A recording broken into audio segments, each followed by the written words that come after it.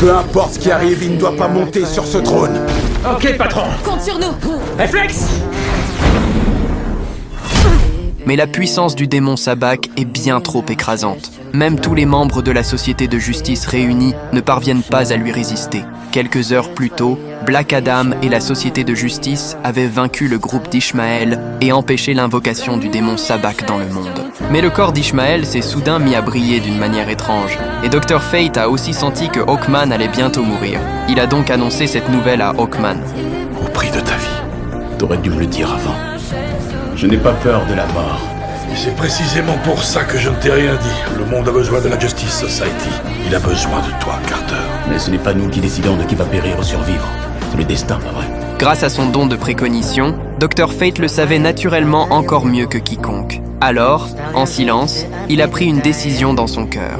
Pendant ce temps, les deux personnes du laboratoire ont retourné la couronne de Sabbac et y ont découvert une formule mystérieuse. La mort est la seule voie qui mène à la vie.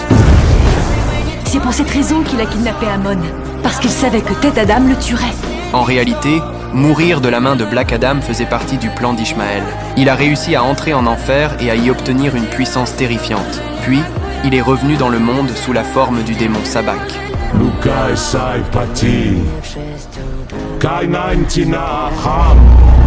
Je m'accrocherai à votre place.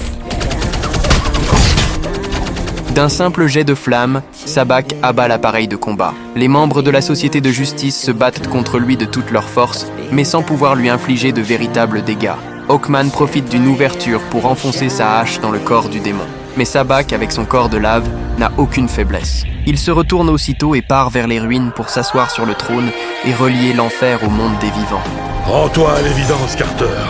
On ne pourra pas le vaincre. Mais si on renonce, alors l'humanité tout entière est condamnée. Un mauvais plan vaut mieux que pas de plan du tout. Dr. Fate esquisse un sourire impuissant et scelle l'entrée des ruines avec une barrière.